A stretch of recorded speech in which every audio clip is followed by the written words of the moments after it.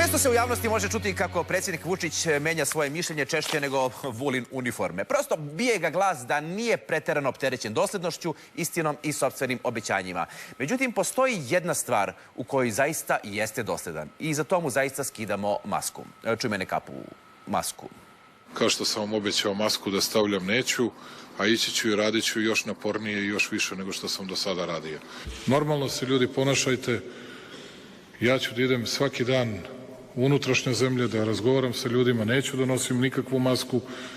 Mnogi će reći, ovo je recimo glupo, ovo je nerazumno, ovo je pre svega loš primer drugima da predsjednik države ne nosi masku. I slažemo se, jeste glupo, ali izvinite, on to radi za naše dobro. Jer ako smo nešto naučili za sve ove godine, to je da šta god predsjednik kaže, dogodi se suprotno.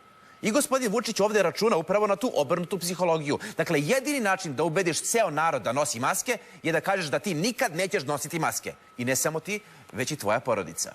Moj sin i moja ćerka, stariji sin,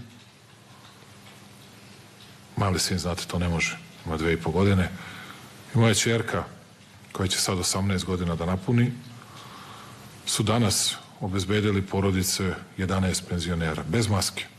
Nemaju ih. Valjda će narednih dana od gradskog štaba da ih dobiju. Mislim da se slažete da je zloupotreba dece u političke svrhe jedna od najodvratnijih stvari i da su svi koji to rade jedino vredni prezira. Međutim, ovdje imamo zloupotrebu sopstvene dece, što je potpuno druga stvar. Pa svako sa svojom decom može da radi šta god hoće. Deder, deco, skoknite do 10 najugroženijih komšija penzionera, odnesite im najosnovnije namirnice. Hleba, mleka, WC papir, informer. Dobro, onda u stvari ne mora WC papir. Ali Tajo, nemamo maske. Pa nemam ni ja masku, pa ne kukam. Dobro, kukam, ali zna se kad se kuka. Pred kamerama, mrsko penzionera. I nije predsjednik Vučić od onih roditelja koji decu pošalju bez maske, a posle krišom stavlja masku kad ga niko ne vidi.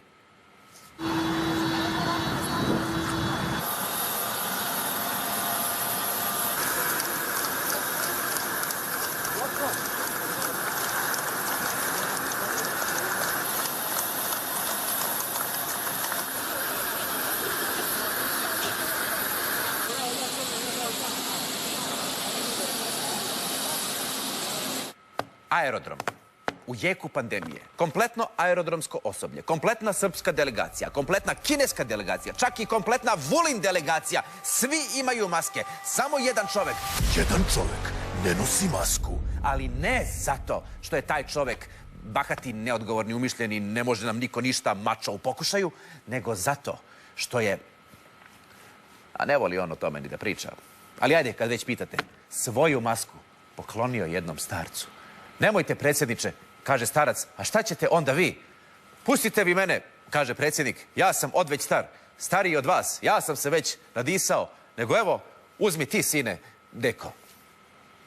Dugo smo se pitali zašto predsjednik ne želi da nosi masku. Da li je razlog ista ona nadljudska hrabrost koja ga sprečava da nosi kapu, šal, rukavice i kišobran?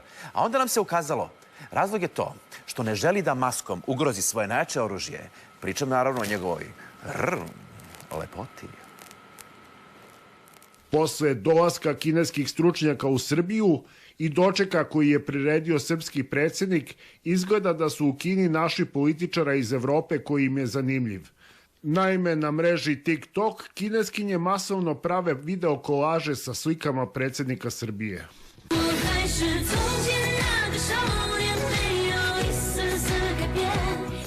A kineske štefice Cvek u fazonu, kak je velik, trokrilni. A naš predsjednik onoliki kaže, sad ću da te testiram. Testirat ću te celu noć, izicinski, bez foliranja. Testirat ću te 2 sata od sugu. Ma kakvi? Testirat ću te celu noć, dok ti ne dođe tetka iz Wuhanske Krupe. Za razliku od ovog, sljedeći prizor neće biti baš lep. Biće šokantan. Biće nešto što nikada nismo verovali da ćemo vidjeti. Predsjednik sa maskom. To je teško odvojivo jedno od drugog, ali nam je zdravlje ljudi uvijek prioritet. I eto, dok si rekao respirator, stigli smo od ja masku nikad neću nositi, preko, nosit ću masku, ali preko ključne kosti. Zatim nosim masku samo preko usta jer mi je nos zapušen, pa sve do, predsjedniče, jeste to vi? Naravno, i ovde vidimo još prostora za napredovanje. Maska je naravno besmislena ako se ne nosi preko nosa. Tako da u sledećim obraćanjima očekujemo i nosit ću masku pravilno, bolje nego oni bivši. Nosit ću 2 maske odjednom, pa neka se ugušim. Ma ima ceo da se obloži maskama, pa me streljajte. Kao i uvaljaću se u maske. Neće mi biti teško. Živela maska, Bože, živela Srbija.